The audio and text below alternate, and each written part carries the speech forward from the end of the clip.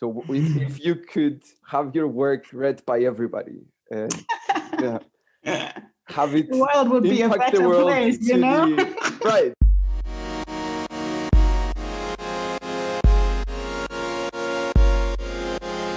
Hello everyone, and welcome back to another episode of Thoughts. My name is Kier. And my name is Alexandros. And today on the show, we have Dorothea Dubus, who is a professor of philosophy at the University of Constance and works on the philosophy of mind, specifically on shaping our mental lives.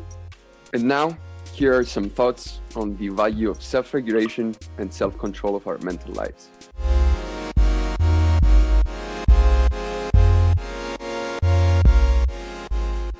So, Dorothea, what are your main interests in philosophy? I work in the philosophy of mind. And as Kia has already said, one of my projects recently has been a project that I call Shaping Our Mental Lives. And that's trying to understand how we are actively involved in how our mental lives develop. Before I started that project, I thought a lot about memory, and I've also thought a bit about imagination and emotions and things like that. So it's all issues in the philosophy of mind, various mental phenomena that are quite interesting to think about. Yeah. Fantastic. So on what you're working on currently, the shaping of your mental lives, I'd like to just almost a step by step, but how do we go about thinking in the first place about our own mental lives? Good, excellent. So you might want to ask, what am I talking about when I'm talking about our mental lives, right? So I talked about various mental phenomena, emotions, memory. We can believe things, we can think about things, we perceive things. Like now we hear each other, we can see each other on the screen. We can imagine the future, we can remember the past, all sorts of mental occurrences there. And so traditionally people talk about the mind when they talk about all these phenomena as a whole. And I guess when I'm talking about mental lives, I'm talking about what people otherwise might be referring to when they talk about the mind. But rather what's really interesting is that things develop in our minds, if you want, across time. So I might think one thought that might lead me to another thought, and then I suddenly have a desire, I might think about dinner tonight and I think, oh yeah, I could cook X and Y. And then I suddenly find myself really wanting to have this dinner right now. So our mental lives develop across time. And that's kind of interesting. And that's also important, particularly when you want to think about the stuff that I'm trying to think about under this shaping our mental lives. So then it's very interesting. Not only just a slice into, so when we talk about memory, when we talk about feelings, when we talk about perception, we usually talk about it in time neutral terms, if that makes sense. Yeah, in a way, that's a good way of putting it. So I'm interested in this development across time. So like you said, I'm not just interested in time slices and what happens at any particular moment. So I might now remember my first day at university or something, and I can do this, and that's very interesting, and we can think about what happens there. But then it's also interesting that once I have remembered my first day at university, I might come to think all sorts of other things that are related to my studying and so on and so forth. So there's a development across time that might, in this case, start with this memory of my first day at university, but then all sorts of other things happen. And sometimes it's quite interesting to look at this process that's extended in time, rather than just at these momentary slices, as you put it earlier. Yeah. And what do you think is the benefit of taking this temporal look at our mental states? Why is it like better, or what does it give you that slices don't? Yeah, it's not necessarily. I mean, it's not better as in we should do it this way and not the other way. I think it's just complementary as it were. So basically, if we want to understand us, the human condition, as it were, if we want to understand our mental lives, it's important to note that they are extended in time, while at the same time also it's very important to look at these, trying to understand what happens when someone remembers something is important too. So it's not kind of saying you must do it this way, not the other way. It's just saying that one thing that we should do is to think more about this temporal dimension that our mental lives do have. So why is it important that we can shape our mental lives, and why should we shape our mental lives? Excellent, good. So I guess When we think about our mental lives, we often think about things happening to us. So we often seem to think of ourselves as mostly passive. I find myself having a thought. I find myself experiencing a certain emotion. I find myself seeing something in front of my house when I look out of the window. So all these observations, I mean, all these things can happen. But in all of these cases, as I've just described them, it seems like the subject, the person who we want to ascribe these mental states and mental events to, is quite passive. So stuff happens to me.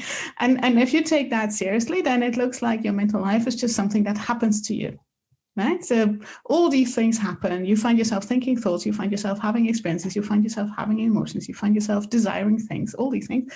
And somehow we seem to not have paid much attention to the fact that sometimes we ourselves are somehow involved in what happens in these mental lives that are our own. So I might be somehow actively involved in what I see.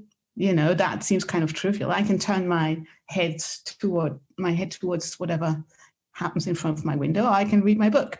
So there seems to be some obvious involvement on my part as to what I perceive. And sometimes it's a bit more subtle than that.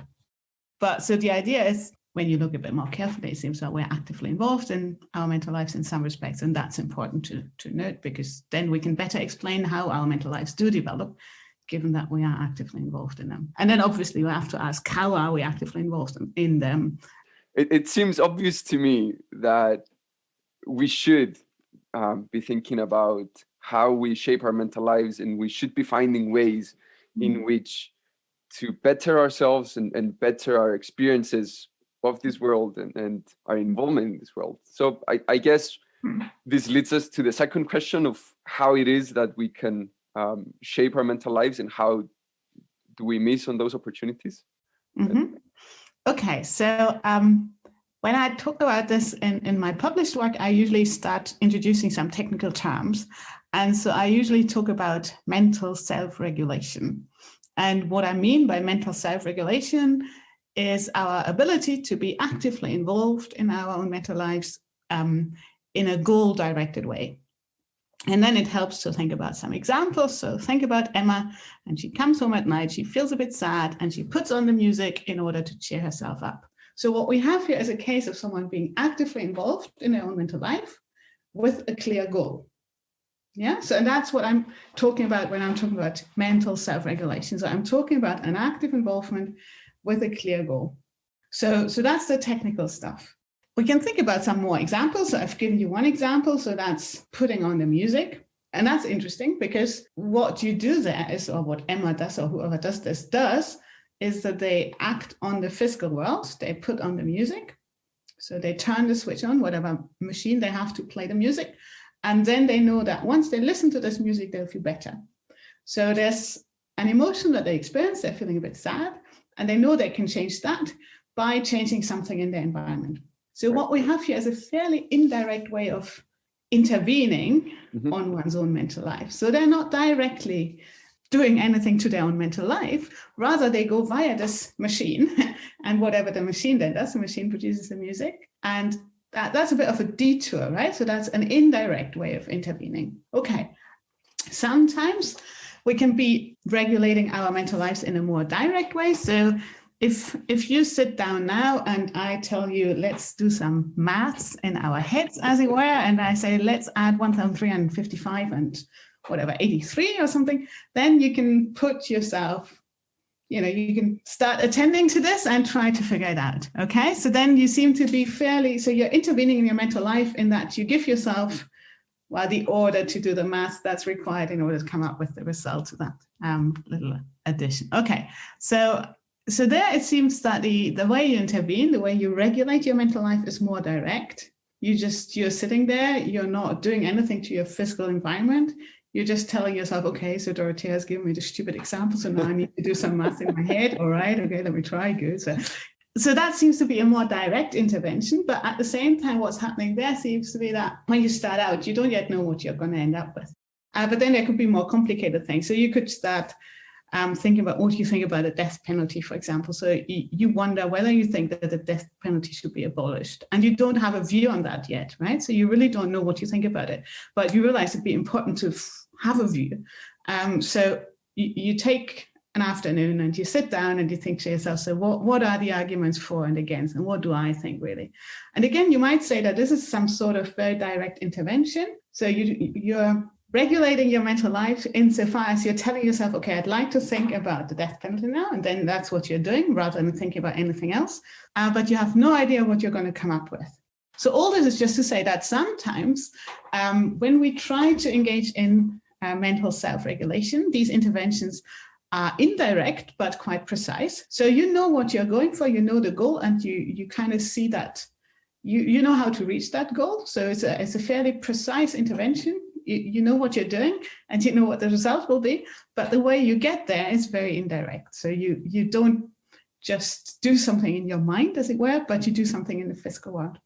Whereas on the other hand, there are these cases like when you start thinking about the death penalty, the case I just described, where it seems like the intervention is quite direct. You just do something in your mind, as it were, but you have no idea what the outcome is going to be. So in that case, we might say that the intervention is direct, but it's not very precise. So what I try to argue is that the way in which we intervene in our own mental lives is usually either indirect or imprecise, but not both direct and precise. And the idea is that the way in which we intervene in our mental lives differs often, importantly, from how we intervene in the physical world. And that's kind of important to notice because it kind of indicates that although we can be actively involved in our mental lives, and I earlier said that was really important to notice because otherwise we often think of ourselves as fairly passive, it's also important to notice that this active involvement is a bit more complicated than it might be in the physical. So the way we're actively involved in our mental lives might be more complex and more complicated than the way we're actively involved in what happens in our physical environment. I might be making a fallacy of assuming that complexity means more valuable, but do you think that there is a greater value in internal, though it might be a little bit more difficult to see where you're going, and that kind of internal self-regulation than there is to the external self-regulation? I don't know. I think it kind of depends. I mean, you might think it's harder. So you might think it's more valuable because it's harder and then it's a greater achievement or something like that. And the greater achievement is more valuable or something. You could try that. But then, I mean, sometimes, for example, figuring what sort of music you need in order to cheer yourself up in any particular situation sometimes requires a bit of understanding too. And then you might put something on and you might think, oh no, not again, I can't bear this anymore. So, so there's quite a bit of understanding that's required in order to engage in these indirect ways of self-regulation too. Absolutely. I think that sparks to me then. It makes me think of, when is this mental self-regulation valuable in and for itself, when it's intrinsically valuable, and when would you say it's more instrumentally valuable, value for achieving for something else? Could you give an example of either? Yeah, good. So I guess so now we get to Alexandra's earlier question about the value of disability, right? Why might this be valuable, this ability to regulate our own mental lives? Okay, but so basically the value question is important. So once we figure that we are actively involved in our own, or can be actively involved in our own mental lives, we realize that we can use that ability for different purposes. So we might have various goals, and we realize that sometimes we might reach these goals more easily if we're able to regulate our own mental lives. So the good old example of the surgeon. So someone wants to be a good surgeon or wants to become a good surgeon. So in order to be a good surgeon, you need to be able to regulate your experiences of squeamishness. So you can't so easily be a good surgeon if you feel really squeamish. So if you can regulate this emotion, then that's going to help you to become a better surgeon, probably.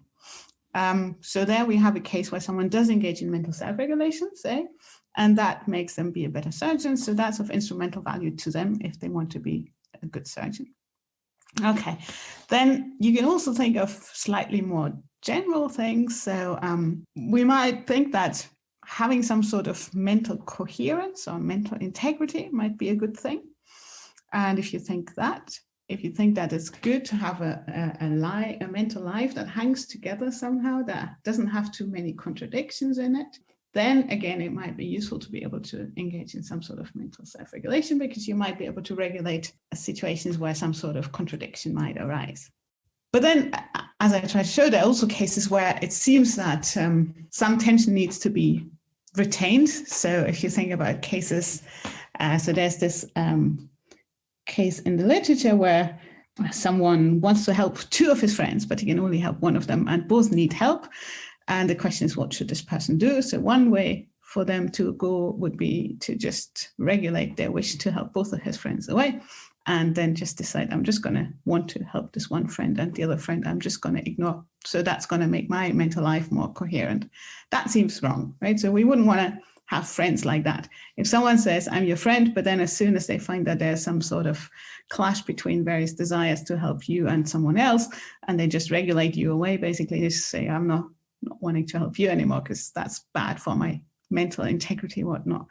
We wouldn't want that. So that seems not recommended. So basically in this case, we probably suggest that it'd be best for this person to suffer the conflict and to retain both these desires, but then to realize that he can only help one, and then they'll have to make a decision, of course. But nevertheless, we'd like them to remember that they wanted to help both, and that would be the ideal thing to do, but they can't now. Okay, so that brings us to the conclusion that the ability to be able to regulate our mental lives might nevertheless still be valuable in these cases instrumentally as well, because when it's important to retain some sort of dissonance in your mental life, then you can also do that by means of mental self-regulation. You've given 3 examples there of it being instrumentally valuable. Mm-hmm. Is it ever intrinsically valuable? Mm-hmm. That's an idea I try to defend, exactly. So there the idea is that in being engaged in mental self-regulation, you are, as I call it, at one with yourself. So that needs unpacking. But so the idea is that whenever you do engage in mental self-regulation, you are at one with yourself, and that's valuable in itself. So the suggestion would be that whenever we're engaged in mental self-regulation, actually, the relevant activity does have intrinsic value. And then we need to understand what exactly it means to say that we are at one with ourselves quite generally, and why exactly that should be an implication of mental self-regulation, why we should say that when we engage in mental self-regulation, we are at one with ourselves. So let's start with trying to figure out what I mean when I talk about this being at one with oneself. So I think the idea is mostly negative in that I think that you're at one with yourself when you're not self-alienated. So we need to think a bit more about what it takes to be self-alienated, right? Alienated from yourself. So I said earlier, we have our mental lives. Lots of stuff happens in our mental lives that we're not particularly actively involved in. But then we can also take a reflective point of view. We can kind of think about our mental lives. We can observe what happens in our mental lives. We can take these higher order attitudes towards our mental lives, where these higher order attitudes, again, are obviously part of our mental lives. But so we reflect on our own, what happens in our own mental lives. We can do that. And that's kind of a cool thing in a way. So some people think that that's what makes us human, right? So this ability to reflect on ourselves. So you might stand back a bit too much. You might see yourself having all sorts of desires, and you might just watch it and not really. Then you might find, oh, actually, I'm not approving of that, but whatever, that's what it's like now, right? So then you have a bit of a weird, I don't know, there could be some sort of chasm opening up here, where at the first level, you have all sorts of desires, and at a second level, you don't really want to have these desires, or you don't care, or whatever it might be. So you might have these 2 parts of your mental life that are not very well integrated anymore, and they're at different levels. So there's a first order level, and then there's some second order level, and these 2 levels don't really link up that much anymore. Sorry to interrupt. Could this chasm be the reason why we usually think of ourselves as passive? So we started this episode with you saying that we usually think of stuff happening to us. Could this chasm be why normally we think that? That's a good point. I've not really thought about this that way, but that's good. Yeah. So then you might think, well, how do we get to think about our mental lives? Well, we often engage in self-observation. And so then we take up this observer perspective onto our own mental lives somehow. And we kind of want to be watching objectively or something. But then the project is one that will lead us to this picture where our mental life is something that happens, and then we stand somewhat higher up somewhere and we watch what happens. Right. And then whatever happens will be passive, right? Because we just watch and that seems to happen. Exactly. And so that's nice. That's a good idea. So basically this, why do we often think of our mental lives as passive, might well be at least partly grounded in that idea. That's cool. I had not ever thought about it that way, but that's very good. Yeah, that seems plausible. Nice. Yeah, good. And then, so basically, so this is a problem then, because it leads us to this wrong view where our mental lives are purely passive, and is also kind of a problem because it might just be uncomfortable. Having a mental life going on at the same time, observing this from high up somehow, not necessarily endorsing what's happening at this first order level, might be very uncomfortable and might also not be very healthy. So then the idea would be, these moments might well be called moments of self-alienation, where you watch something happening in a mental life, you don't even like it, but it's happening. Okay, fine, yeah, good.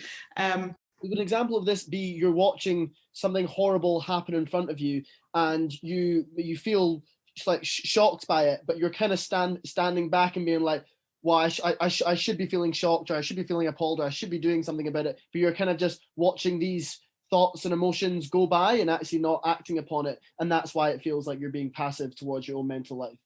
Yeah, that could also be an implication. So if you're stuck at the observer level, as it were, you're not then maybe gonna even act anymore on what you should be acting on. So you're shocked and you think, actually this situation would require me to do something, but you're just so you're stuck on the second order level, so you're just watching what happens in your mental life rather than actually doing something.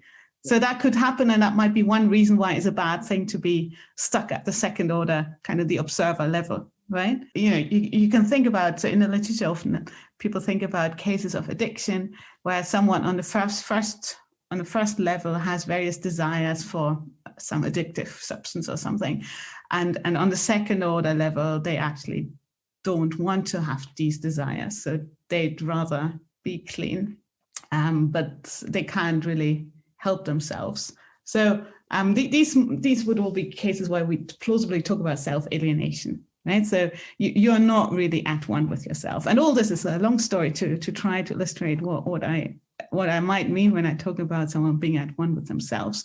So basically what I mean by that is simply not being self-alienated in this way in which we've now tried to describe it. And so then the idea would be that someone who does engage in mental self-regulation at the time at which they are so engaged, so during this time is usually a process, right? During this time of mental self-regulation, they are at one with themselves. So while you are engaged in mental self-regulation, you're not self-alienated. And the argument is that is valuable in itself, because it's good to be at one with yourself. This is some fantastic philosophical conversation right here. And you talk a little bit about the ethics of our mental lives in your writings. And I was wondering if you could just explain a little bit more about what the ethics of a mental life might entail. Mm-hmm. Good. Yeah. So when we're talking about, in ethics, we usually talk about questions about what's right to do and what's wrong to do. Yeah. So very simply put. And then the idea would be that if we can be actively involved in our own mental lives, there might also be things in that corner that are right to do, and that might be wrong to do. And that might sound like the thought police or something, so it might sound really dodgy straight away, but I think it's not that dodgy. So you might think of things, ways in which you could try to regulate your mental life that are really bad for you. I don't know, you might just try to, for some self-destructive reason, turn yourself into a really bitter and cynical type of person. You could try that, but that would be bad for you. So it wouldn't be clear what value would be there for you. And you might also think that would be kind of morally wrong, because you should make the best of the life you've got. And if you turn yourself into a bitter, cynical person, that's not the best life you could have. So you shouldn't do it, or something like that. Okay, but then there might be a debate. So you might well think, well, I can do what I want. And if I want to be bitter and cynical, let me be bitter and cynical. Who are you to tell me otherwise? Okay, fine. But then there might be other things where we might have stronger moral views even so. So the case of the torturer who, someone wants to become a really good torturer, and so they need to regulate their own mental lives in various ways in order to be a very good torturer. Probably they also have to regulate their experiences of squeamishness and all sorts of other things they have to regulate. And there we might really think that them regulating their own mental life in that way is morally repugnant.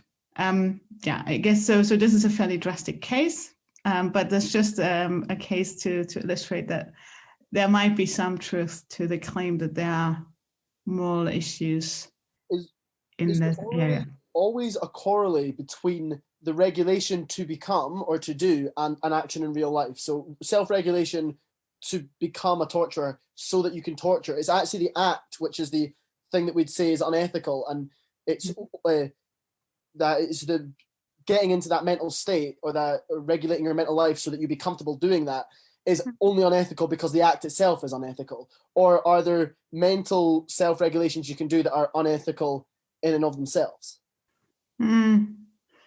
Well, I think it would still be wrong to mentally self-regulate in order to become a torturer, even if you don't ever torture anybody, because from that perspective, it would bring you discomfort to not torture somebody. So that's wrong. Yeah. Even if you never torture anybody, the mental processes that you've been going through, and you're at a point where you've reached your goal of being a torturer or whatever, but you aren't torturing anybody, then that would bring you discomfort and that would be bad. Feeling that you're a bad person because you're not torturing somebody, I think that's bad. Yeah, that sounds unethical to me. Yeah. Nice. Okay. Yeah, that sounds good to me. Yeah. Excellent. Yeah, exactly. So you'd work on yourself. I imagine I was trying to regulate my own mental life so that I could become a torturer. So I'd turn myself into someone who has all sorts of dispositions that would be important to be a torturer, and then imagine I'd never get a chance to engage in such horrible activities. Nevertheless, it seems plausible to argue that having turned myself into someone with all these dispositions, excellent torturing dispositions, would be morally wrong in itself. Well, thank you so much for coming on Thoughts. It's been an absolute pleasure to have you on. I think it's been a fantastic episode. I enjoyed talking to you guys. Thank you for having me. And thank you everyone for listening. We'll see you next time on Thoughts.